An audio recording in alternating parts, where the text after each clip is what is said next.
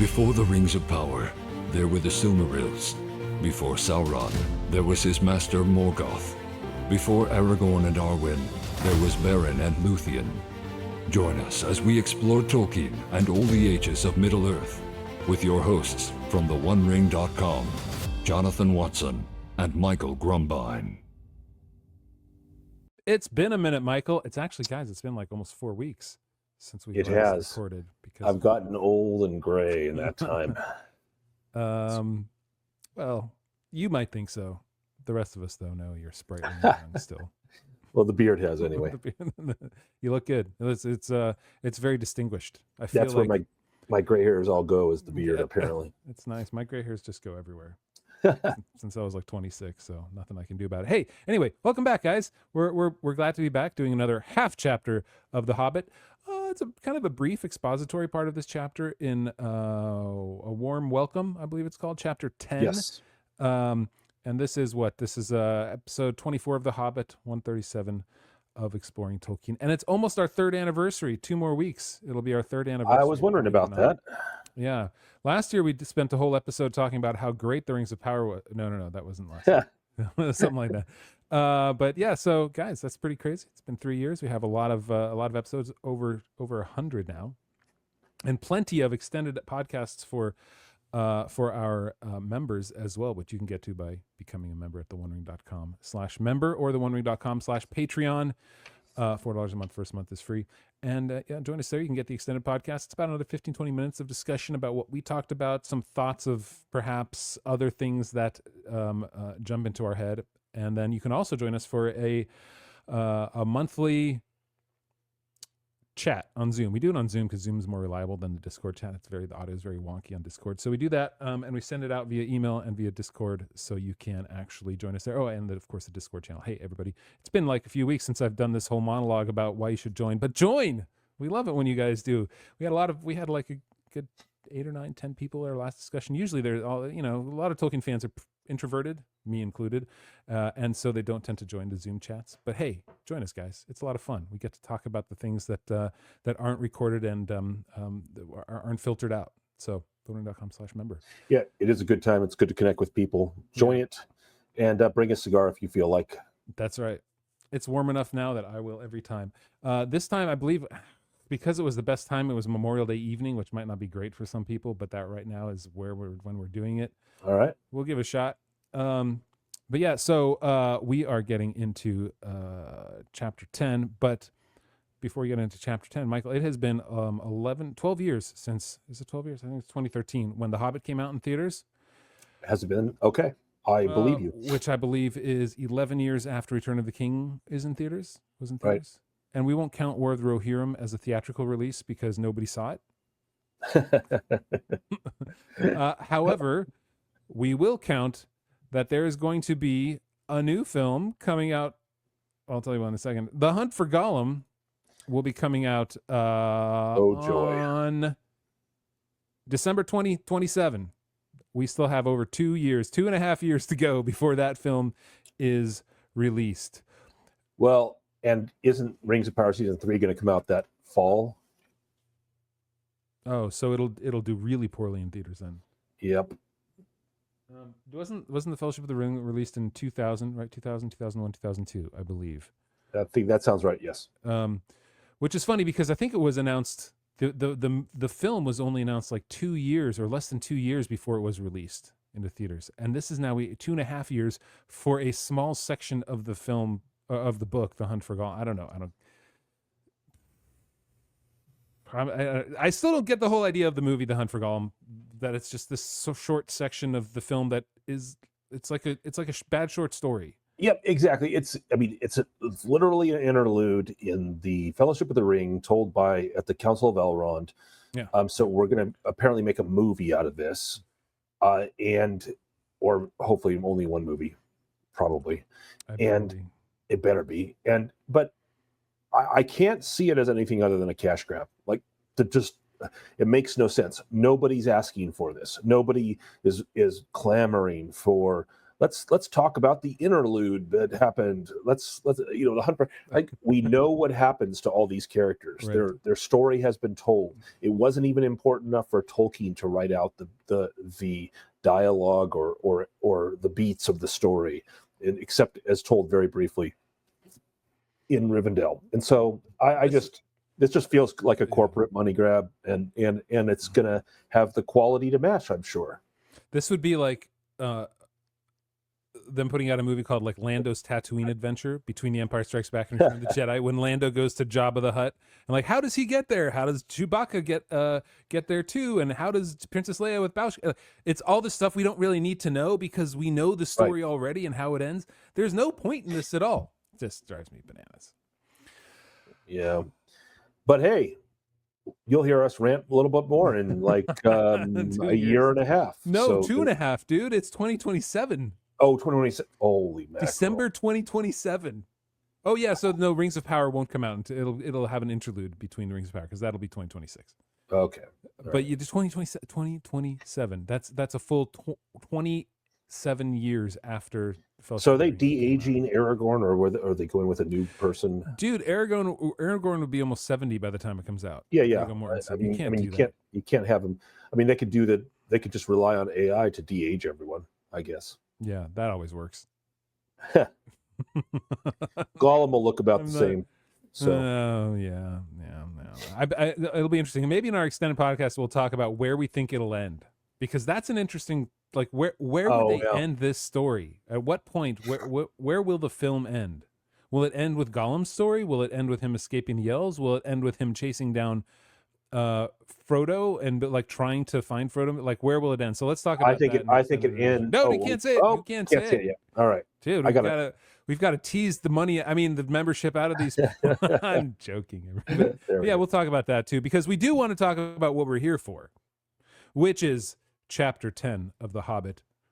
If I can get it right here on the screen. It's called A Warm Welcome. There's nothing warm in what we're going to cover, because we're only covering the first half of the chapter. So we're covering the cold finish before the warm welcome. The cold finish to the journey that was started in the previous chapter, as they made their way. And if people remember, do you have a Hobbit fact? Sorry, I'm jumping. Oh, dude, this is, like I said, it's been too long. We do have that. Hobbit facts. So I'm jumping the gun on this Hobbit fact a little bit, in the sense that this comes kind of a little bit later in the chapter, but it's something that I didn't really realize, because it's kind of a deep cut here. But anyway, so in this chapter, in the second half of the chapter, which we'll get to next week, well, as he know this, as he arrives at Laketown, it's his birthday. It's his 51st birthday, right? It is indeed. We learned that in The Lord of the Rings, where he writes, "The anniversary of my arrival by barrel at Esgaroth on the Long Lake, though the fact that it was my birthday slipped my memory on that occasion. I was only 51 then, and birthdays did not seem so important. The banquet was very splendid, however, though I had a bad cold at the time, I remember, and could only say, thank you very much." However, in this chapter, his memory is slightly different, or the actual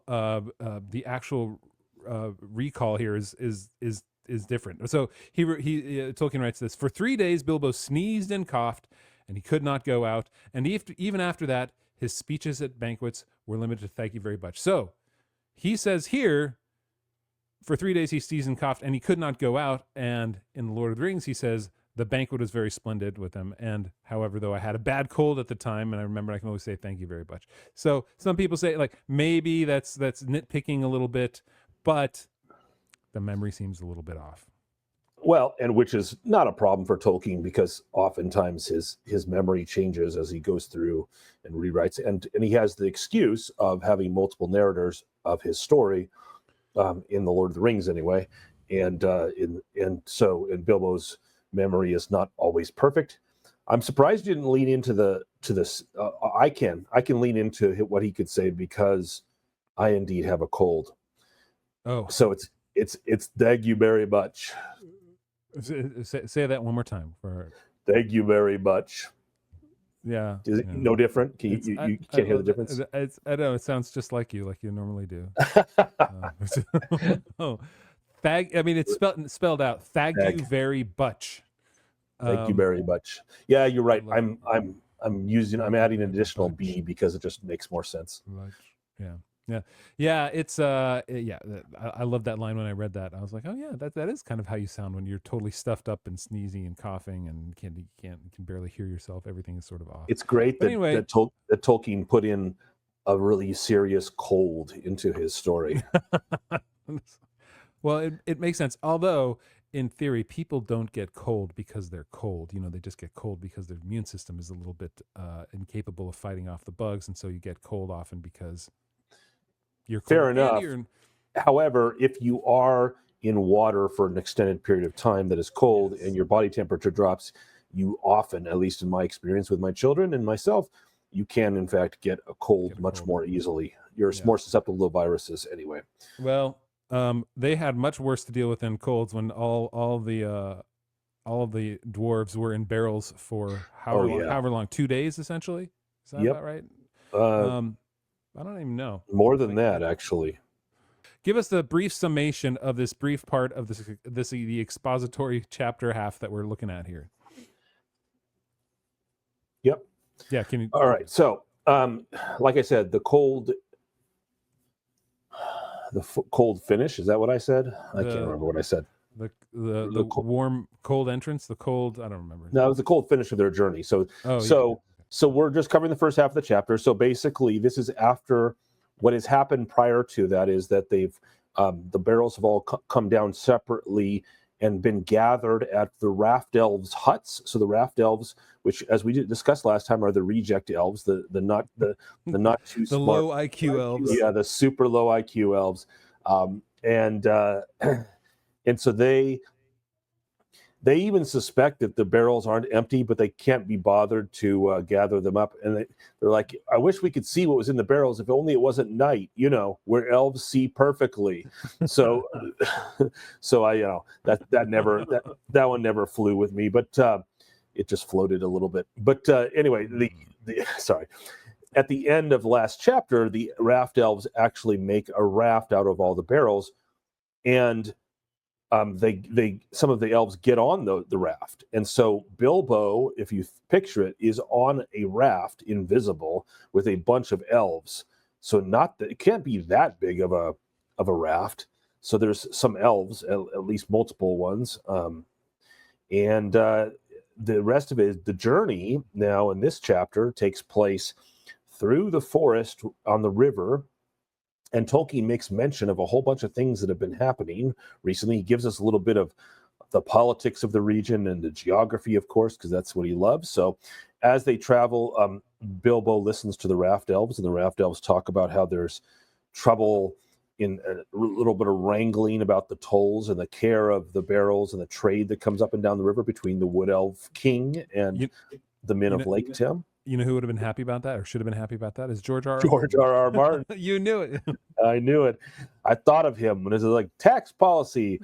Apparently, this is tariffs, man. It is a kind of tax policy. So the tariffs never go away.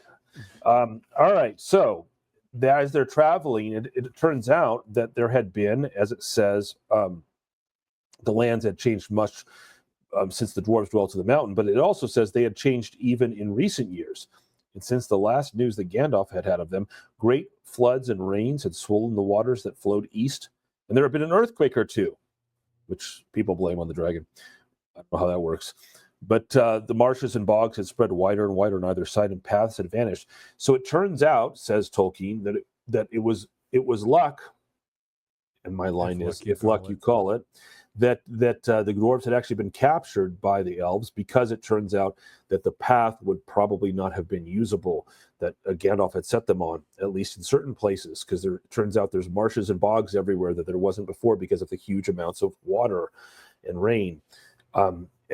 So they travel down, and at the end of the journey, they come out of the river into Laketown, or upon Laketown. Now, Laketown is a town in the middle of what is called the Long Lake, and it, as the name implies, the town is actually built on stilts or wooden structures, piles, as Tolkien says, on the lake itself.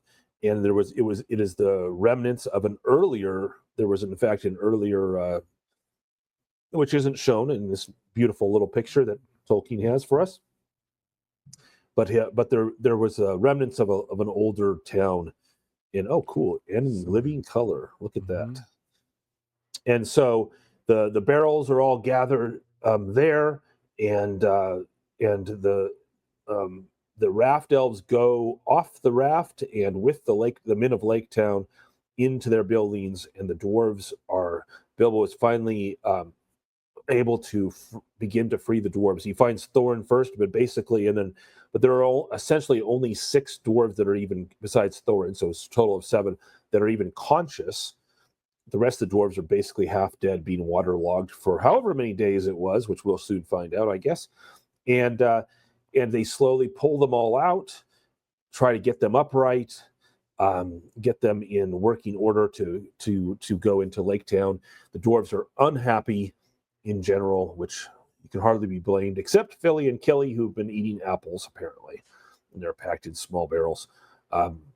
So very much worse for the wear. The dwarves have now emerged from the barrels thanks to Bilbo and his ingenuity. Bilbo is not very pleased with what he sees at the edge of the lake, what you don't see from this picture, but you do see from my background, which is the looming mountain. So the lonely mountain is, it looks, Bilbo, as he's traveling down the river and out onto the lake, it just feels like the mountain is watching him the whole time. And this is, of course, the mountain where Smaug is.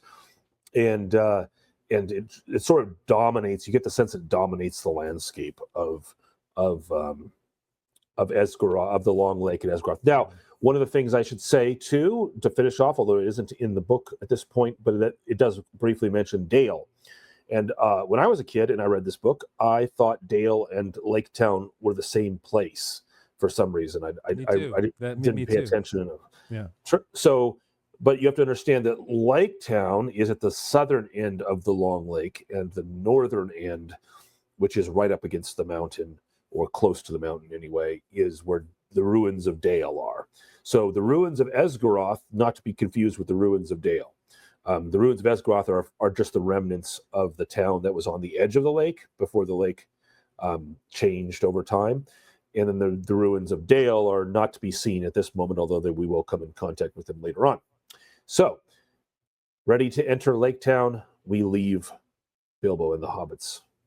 And Bilbo and the dwarves. Sorry. Bilbo and the hobbits. So, only one hobbit here. This chapter reminded me of a part where Tolkien's like, "Ooh, I get to write about the world now a little bit more." Exactly. Talk about like what are the elves doing, and what did the elves and the men do together, and then what happened to Laketown? Ooh, and I wonder if Laketown, maybe there was an original Laketown. You just see the pilings and the destruction of beyond somewhere in the marshes, and then we got to get into Esgaroth and that, and then what about the history? What are the things that they sing and they think about, right? All that sort of stuff. So all that stuff is in this chapter where he's kind of building the history and world of Laketown and Dale and Esgaroth in this one brief chapter, kind of like setting the stage for the next few chapters of the book. Yeah, it's pretty cool. And Laketown itself is kind of unusual. It says, not far from the mouth of the Forest River was the strange town here the elves speak of in the king's cellars. It was not built on the shore, though there were a few huts and buildings there, but right out on the surface of the lake, protected from the swirl of the entering river by a promontory of rock which formed a calm bay. A great bridge made out of wood ran out to where, on huge piles made of forest trees, was built a busy wooden town. Not a town of elves, but of men who still dared to dwell here under the shadow of the distant Dragon Mountain. So you have this very unusual, I mean, I've never been to a town like this, built on a lake. I don't know if you ever have. I have not. There aren't many of those around. Exactly. So Tolkien adding to the wonder of his land, with even making the towns unusual. Well, this is where a little bit of Viking flavor to those boats, to the boats. Yeah. I thought the same thing too. Well, they're the men, kind of in the north. You know, right? It kind of makes sense. Viking-ish. What's interesting about we'll get into Laketown more too, kind of the history of it and what in that 1600 page book about the Hobbit, the history of the Hobbit says about Laketown and the inspiration for it. What's interesting is that I don't know. This is just a little aside about before we get into Laketown about Tolkien and the way that he refers to the elves. He calls them raft men a couple of times in this chapter. Did you notice that? Yeah, the raft men of the elves. That. He says he is. Yeah, which is an interesting thing, and I don't know. It struck me as odd because when I read that, I'm like, did I miss something? Were there men here involved with this? Because he never really makes that. No. He keeps the distinction between elves and men everywhere else. He never calls them men as a colloquialism for just people, but he does. Right. Which is I think it's just. I think it's kind of a mistake, right? Yeah, that's what it feels like. Because he's obviously using them. He's labeling them by their function. They're raftmen, right? But he even says raftmen of the elves, which is this is a very odd thing for like he must have noticed that a little bit, maybe not. Yeah. It reminds me just totally weird and off the cuff, but from when I was a kid, I played a tabletop strategy game called Warhammer, based on Warhammer Fantasy Battle, based on Tolkien's world and the world of the Games Workshop now, which is derivative of Tolkien's world, but darker. And in this strategy game that I played, I collected miniatures and made armies with them. I collected high elves, and the high elves had. I laughed with the same sort of spirit that I laughed when I read the Raftmen of the Elves, because I remember they used to call like their base the spear elves. They didn't call them spear elves; they called them spearmen. So you could buy spearmen for your points. For your elves. They're not men; they're elves. Why are we not calling them spear elves? But spearman is just a job. It's you're defined by your function, and apparently that's the case with rafts as well. So the raftmen of the elves. Either that, or they were trading with the men so much that he just started calling them raftmen. Because they are the stupidest elves, so they might approach the level of intelligence of the men. Is this one of the few times that he talks about the relationship like between the men and the elves as having a little bit of an actual trading relationship, or they cross cultures a little bit here? There's the dwarves and the elves, right? But where else is a civilization of men and a civilization of elves actually getting together to engage in customs? Yeah, in the Silmarillion we have it between Numenor and the elves. I guess that's the other one. But not on Middle Earth. Not in Middle Earth. Yep, that's right. There just seems to be. The kingdoms of the elves in Middle Earth are just these hidden. Well, that's not true. Gil-galad has a kingdom, and it doesn't talk. I don't know that it talks much. Maybe one of our listeners in Discord will point it out to us. I don't remember them talking about trade between Gil-galad's realm and Gondor, for example. But maybe it does. Yeah, and I would say the Numenorians are kind of they're a different flavor of men that the elves are more willing to deal with. Right. And definitely when it comes to the low men, like you have the Rohirrim, they view elves as something, dangerous, fey, and not to be trifled with. Yeah, but here they trade wine and apples apparently. So who gets? Right. Is it the elves? Nibbling at the crumbs of the raft or of the Laketown people? Like, is the Laketown trading with them, and what are the elves getting in return? Like, what is this trade that is going on? What are the elves giving them? What are the Laketownians giving the elves? What? Yeah, this is total conjecture. Just so y'all know. So we know that the barrels are coming in. The barrels were full of wine, right? This was the Dorwinian wine, right? And apples. And apples, yes, and probably other goods too. One would think, but all we're told about is apples and wine. Yeah. So there's the wine is made downstream from Long Lake, much downstream in the land of Rune, and so they've got to come up. The wine has to come up either upriver somehow or up roads, and then be transported in the empty barrels, taken back down. Right. So it's never really clear exactly how the trade from the men gets to the elves, but clearly the men are part of this network, and you got to think that whoever is making the Dorwinian wine is in contact with the men along the route too, as part of the trade network. So, yeah, I can't see elves having a lot of apple trees in Mirkwood. Mirkwood doesn't seem like an apple tree sort of place. So then the question becomes, what are they sending? Maybe salted meats, like the men of the Long Lake would have a harder time getting a lot of meat, and the elves clearly eat a lot of it. Oh, they can hunt. They hunt a lot, so because they're in these feasts. So maybe they're sending the meat down. But the question then is, what's weird about that is maybe the elves are just buying stuff, and there's nothing coming down, because the raft elves, or the raft men of the elves, if you prefer, comment on the fact that that the barrels should be empty. So if the barrels should be empty, then they're not sending the barrels by way of trading something back. Yeah, they're not sending their goods to the elves. Yep. So the elves are maybe the elves are getting the goods through the forest road and then sending them the empties back down. I don't know. Yeah, I have no idea either, because the elves, they're more, maybe there's some art collectors on the on Laketown, and the elves are sending some of their beautiful artistry over down to the. Yeah, we'll cover more of this next time. But yeah, the master of Laketown is a highly avaricious and capitalist man. He refers all the time, like he's irritated with all the feasts and merrymaking because people aren't working when they're feasting. So the business can't get done. All right. So, we should do a poll. Like, what are the elves actually trading with the men? See what people think, because I have no idea. Like, what do they offer the men? Protection, maybe? Nah, I wouldn't do that. So we know also one other detail about trade, which wasn't with men but with dwarves. But the elves used to trade whatever the elves trade. We still don't know. They used to trade for the white gems of the dwarves. That's right.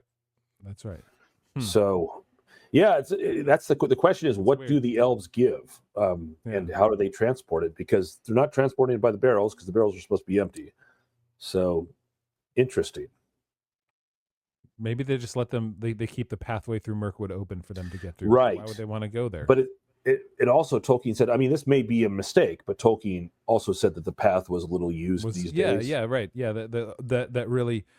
Bilbo came by the only possible way into Laketown. There was like the pathway was essentially vanished, right? The elf road through the wood, which the dwarves had followed on the advice of Beorn, now came to a doubtful and little used end at the eastern edge of the forest. Only the river offered any longer a safe way from the skirts of Mirkwood in the north to the mountain-shadowed plains beyond. So yeah, I don't know. Okay, anyway, enough conjecture. That one's an unknown.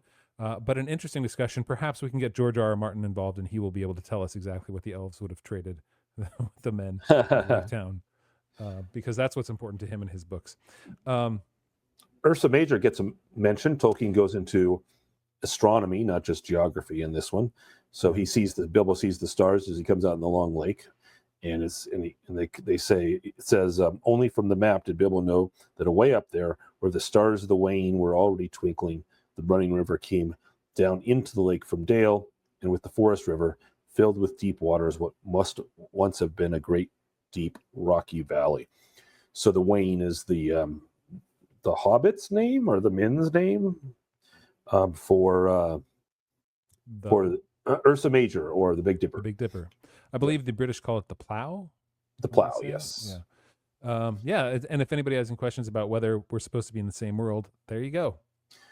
Very clearly in the same world. Well, I mean, I guess you could say it's possible that we could be in another world that could see the Big Dipper, but I don't think that would work. No, I don't think the Big Dipper would have the same shape.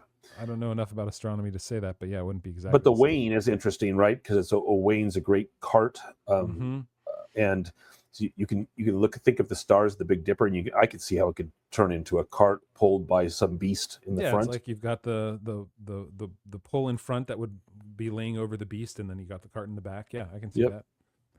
It struck the idea of the stars being the same when I read that. I because for me, I always thought about Middle Earth as not being part of our world. Like when I read it, it never struck me as. And so now same here, yeah.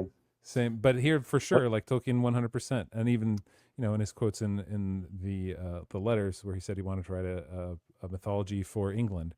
So there is a connection for it. It is our world, and he's clear about that later on, like you said. Yeah. That it's our world in the very, very far past. Yeah.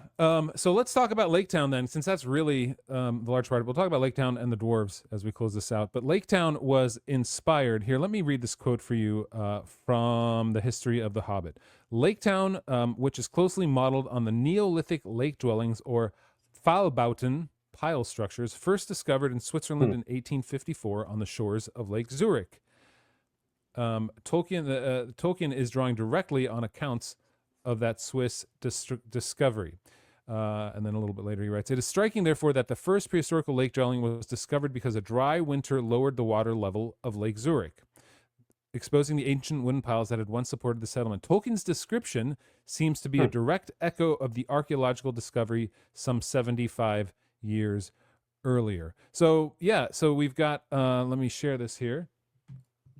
We've got a couple images that are included in the annotated Hobbit that look like this here too. One is what it might have looked like. Now there is some argument over whether these these were more built on the side of the lake, not in the middle of a lake somewhere, which is a little bit different for Tolkien. He's kind of going like a little bit further out.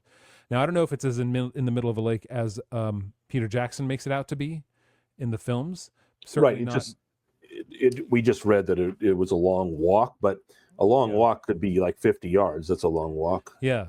Yeah, but you can see here in these images and these renderings of what they thought these lake towns might have looked like in real life, on one of being on the near the coast of Lake Zurich, here's one and then here's another. So yeah, they would build them up on stilts, and other places do this. Venice obviously is built and in the water there.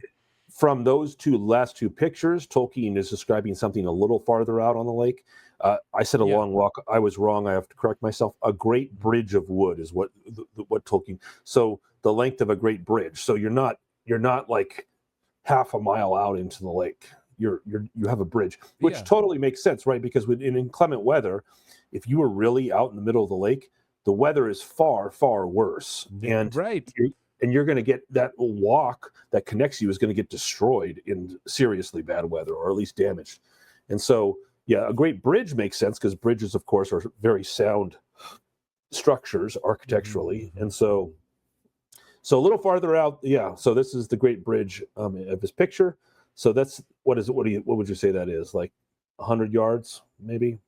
Yeah, between 100 to 150 probably. But it's is that right? Yeah, maybe enough. I think that people could have escaped the attack from the dragon as well later in the book. Because if it's a super long one, right, they just don't have a chance. Correct. And enough survived that Tolkien writes that you can make that realistic. Yeah, that's a good point. Do you as we remember ahead in our story? Right. Do you think that building the lake in the middle of the water was a response to the dragon, and thus was a safer place to live? I mean, two things can be true at once, right? Probably, and also a lake town that's out in the middle of the water. If your entire business is trade and traffic on the lake, so you can better have a fishing industry. You can control traffic as it goes up and down. You can move across. You can save yourself from rising. So if you've got these great wooden, the water's got to rise like 15 feet before it starts to become something dangerous to you. So that's a lot more stable than so it makes sense on a number of levels, from a trade perspective, from a weathering the weather variances perspective, and also from the fact that you got a dragon north of you. So it's a very wet place is much safer against a dragon, as we'll find out. Not terribly safe, but but you think, like, if a dragon comes and attacks with this fire, the worst you can do is actually just jump in the water. At least that would be theoretically a little bit safer. There's nowhere to run if all the fire around you, the forest is burning, everything else is flaming up. That would be a little. But everything is made of wood, so that dragon fire is going to have a fun time. I think there's pretty much no safe place from a dragon anyway if the dragon really wants to come and get you. So that's, unless you're one of the elves who likes to live in the caves themselves, say Nargothrond or Doriath, or I don't know. Caves, stone halls weren't a defense for the dwarves of Erebor. So that's right. Or Glaurung taking over Nargothrond, right? Just kind of sits there for a while and takes over, and it's like, nope, this is all mine now.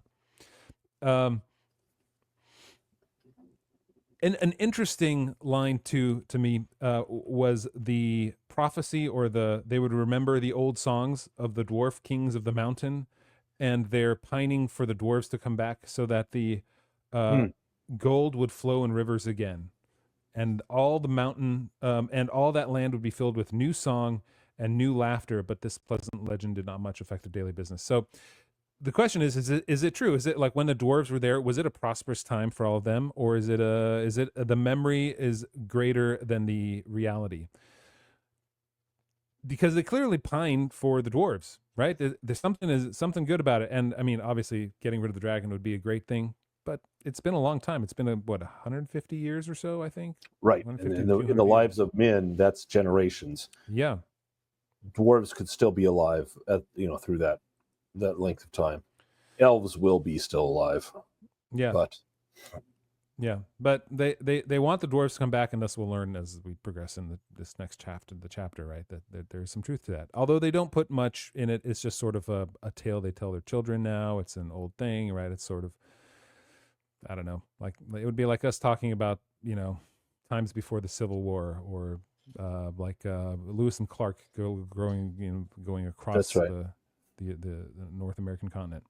Let's talk about the dwarves and their release. So they've been in here for many days, apparently now. They've been in there for a long time, without food, really without water, unless they're drinking anything that leaks in. This has not been good for them. And as you said, only a few of them are actually even conscious. And of those conscious, really only Fili and Kili and Thorin, Balin. Yeah, no, just Thorin, Fili. Thorin, Fili, and Kili are the only useful ones. Even the other conscious, the other four that are conscious don't help at all. Yeah. And then there was, I love poor fat Bomber was asleep or senseless. Dori, Nori, Ori, Oyen, and Gloin were waterlogged and seemed only half alive. They all had to be carried one by one and laid hapless on the shore. And then here's a line we're essentially going to end with. Where Thorin says, "Well, here we are," said Thorin. I suppose we ought to thank our stars and Mr. Baggins. I'm sure he has a right to expect it, though I wish he could have arranged a more comfortable journey." It's sort of like, dude, arranged a more comfortable journey with the raftmen elves? Still all very much at your service once more, Mr. Baggins. No doubt we shall feel properly grateful when we are fed and recovered. In the meanwhile, what next? And it is so funny to me that he immediately is like, okay, you got us down here, you got us out. So Bilbo, how are we going to plan this next step of our journey? And he's not even planning anymore. He's just saying, okay, what next? He's not even the leader of this band. And in this read of the Hobbit, it strikes me as Bilbo takes over. Bilbo does everything from here on. I never really noticed that Thorin is no longer the leader. Thorin is following Bilbo, and it's made so clear by that line. In the meanwhile, what next? Right, and while in the second half of the chapter he does do some leaderish kind of things when presenting them to the men of Laketown, you are correct that as far as the path to get to the dragon, I love Bilbo's line. He says, "In the meanwhile, what next?" This is Thorin, and then Bilbo says, "I suggest Laketown," said Bilbo. "What else is there?" Why are you even asking that question, Thorin? There's only one place you can go, which is Laketown. There's nothing else here. So the fact that he can't even muster that level of thought, you can chalk it up to his waterlogged journey. No doubt that had an effect. But I think you're right. This is more of the transition of Bilbo to the true hero of the story, and even the leader in many respects. Yeah, it's this is what makes a character interesting and dynamic, and I wish they would have leaned into that more into the films. That Bilbo isn't sort of... but they didn't have time to. They had to focus on Tauriel and Andrew of Laketown. Andrew, is that his name? Yeah, the cross-dressing weirdo. The cross-dressing weirdo. Yep. I don't think it was Andrew, was it? I thought it was Andrew. Maybe I'm wrong. Come on, how many times have you seen this movie? Wouldn't you have known that? One It time. wasn't Andrew. Anyway, this is not important, but we will be talking about the Hobbit film and how they changed this, because I don't know if you guys remember, the dwarves are never actually in barrels. Like they're not locked in barrels. Alfred, not Andrew. Okay, well, all right. Sorry, Close enough. So they're not in barrels at all. They're standing in their barrels, floating the wrong way. Barrels would never float that way vertically in water. They would tip over the entire time. It becomes a slapstick comedy of a battle with orcs where nobody ever gets injured and they fall down and the things break apart, but they're perfectly fine the entire way. And then they we'll tell you where it is. They just sort of happen to come ashore and then they meet Bard and everything. And it's just a anyway, we'll talk about it in the extended edition. We'll also look at where we think the hunt for Gollum will end. Are there any final thoughts you have in this part of Chapter 10 of The Hobbit? A warm welcome. The only final thoughts I have are how elves have changed mightily from The Hobbit to Lord of the Rings, because elves here are just we make fun of the raft elves but I mean, the butler and his guards act very human. Basically, everyone acts very human in this. They're kind of venal and mean. They're surprised. The elves kind of know there's somebody around from the invisible sneezing, but they can't see in the dark. They don't figure out. They're literally on a raft with Bilbo, who's shivering cold and no doubt making some noises from time to time, snuffling. And the elves are like 10 feet away and they can't hear. They never find him. And then here they immediately go in to have a drink and food with the men, and we'll see in the next half of the chapter they just act like men. So there's really, like, from a racial perspective, like a cultural perspective, there's just not much difference. It's like they're just forest men. They're men that live in the forest. They have a king and they live in the caves and they have wine and they get drunk and they're petty and everything about them is it's just man. They're just men. But then Tolkien makes a big shift. And what's funny to me is he already had an idea that the elves were different in a way because of his very high register of elves in the Silmarillion. Although they have flaws, they're deep flaws. They live in a higher register than these elves. Now you could say, oh, these are wood elves versus the high elves of the Noldor, and that's fair. But nevertheless, if you just look at the interactions of the elves in the Hobbit, they just feel like different creatures than the elves of the Silmarillion. So anyway, yeah, they do. Yeah, he hadn't fleshed it out totally. I mean, I don't even know at this point that he had considered this part of his greater mythology, even when he published it. I'm pretty sure he hadn't. Yeah, he's probably going off of just an idea of elves as these sort of venal creatures, and so there's a tiny bit of sort of mercy in my mind, because I hate the animation of the Ralph Bakshi version of The Hobbit, but there's a tiny, sort of the fact that the wood elves look like essentially goblins of a sort. They look almost like twisted goblins, and definitely fey creatures, but fey in a sort of an ugly, earthy sense, and so I have a little more mercy on that kind of artistry about the elves, because he hadn't made elves, he hadn't shown people his high register elves of the Silmarillion or the Lord of the Rings yet. Yeah. So you have. Oh, did you find a picture? There's a picture of the. There they are. These wood elves. They just look like. They look more like Gollum. They more. Yeah, they do. They look like Gollum, and they're just angry leprechauns, is what they are. Yeah, with leaves coming out of their head. Yeah, I mean, maybe this was the inspiration for the murder hobos of Rings of Power. They went to the Rankin Bass animated Hobbit, wasn't it? Rankin Bass. Did I say Ralph Bakshi? Yeah, I think you're right. I think it's Rankin Bass. Yeah, not my favorite rendition of it. The super long legs too were kind of weird. Right. I don't know if you remember that at all. That's this right here. Let me see if I can get it in case you guys are wondering. There you go. Look at that. Ooh. What in the world? And they're like, they look like bugs. They look like weird Neolithic bugs with. They're. It's like a scene from Bug Life or something. Yeah, very odd, very odd. We did not get that into here. However, we did get weird stuff in the Hobbit films. We'll talk about that in our extended edition, and we'll also talk about the Hunt for Gollum a little bit, and anything else that drops into our head in the meantime. Hey, everybody! Thanks for joining us. Appreciate you. We'll see you in a couple weeks again. Take care. Bye, freeloaders.